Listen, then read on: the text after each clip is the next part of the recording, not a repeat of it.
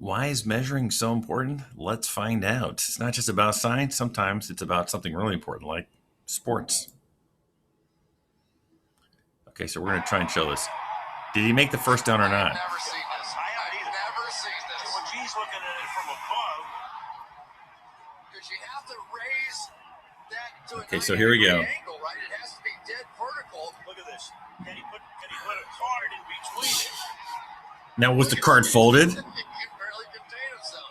And he's saying that piece of paper hit. Oh my! I have never seen that before. Never. I don't think I've ever seen an empty backfield. Look at that. What if the card was folded? What if it was too thick? And that's a double fold over. Exactly. Card, so somebody's going to say, hey, you have an index card, all right, but you can't fold it over. Okay.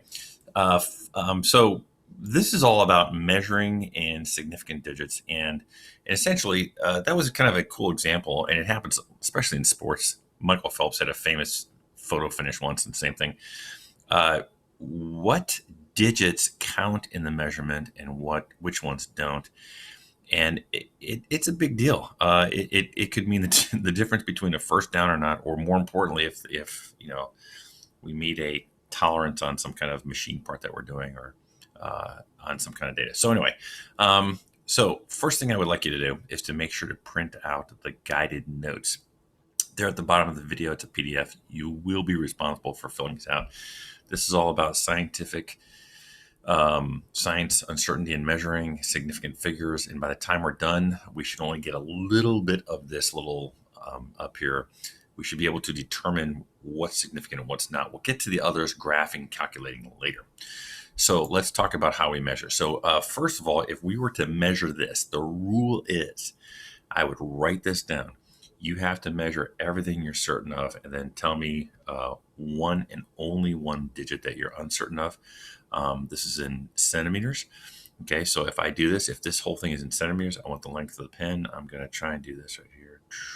Go down. So basically, as I read this, I'm certain that it's at least 10 centimeters. I'm certain that it's at least 13. I'm certain that it goes to 14. I know it's somewhere between 14 and 15. I'm 100% certain of that. Also, let me erase this. I know that if I look closely here and I try and see the tip of this pen, I'm going to say I know it's 14.5. It looks like it's 14.6. I know it's at least that. It's somewhere between the 14.6 and 14.7. I have to write that down. So I'm sure of the 14. I'm sure of the, 14.6. I'm certain of that, the 10th place. I don't know the 100th place. I have to at least make one estimate. So I'm going to say 14.65 centimeters. Now, significant digits means that given whatever instrument that we have, we record everything we're certain of, and then we're allowed one and only one that's uncertain. If you put more than that, you're implying that that device can measure more than it actually can, which is wrong. If you don't put that last guess, then you're not giving enough data. This is how scientists agree to use the instrument. Do this and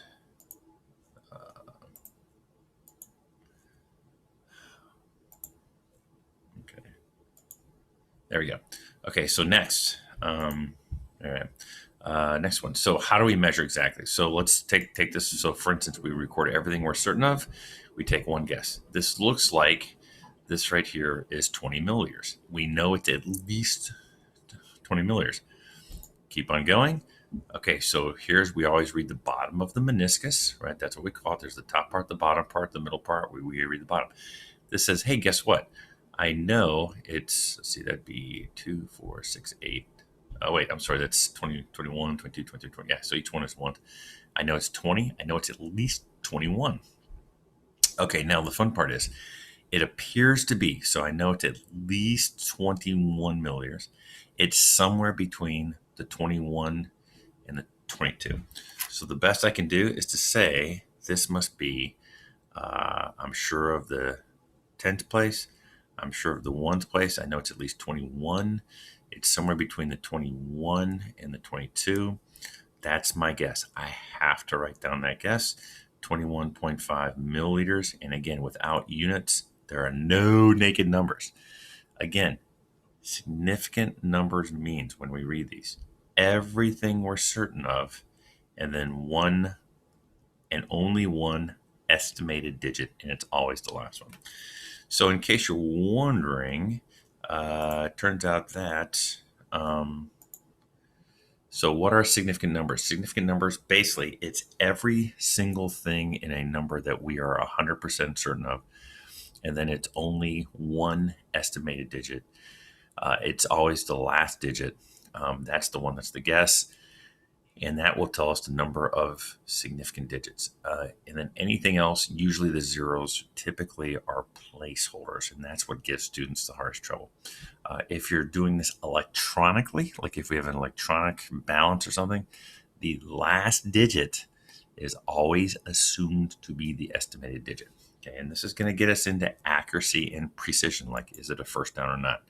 Now, how do we determine if things are significant or not? You can, every single thing you're going to see out there, you can go to Google. It's going to have a ton of rules. Well, not a ton of rules, like 6 or 7 rules. They're all dealing with zeros for the most part. You can do these rules. It'll work for you. Okay. However, I like to use the Geyer method. And here's the Geyer method. Now, Geyer method says dot right, not left. Okay, what does that mean? Hey, I'll show you right now.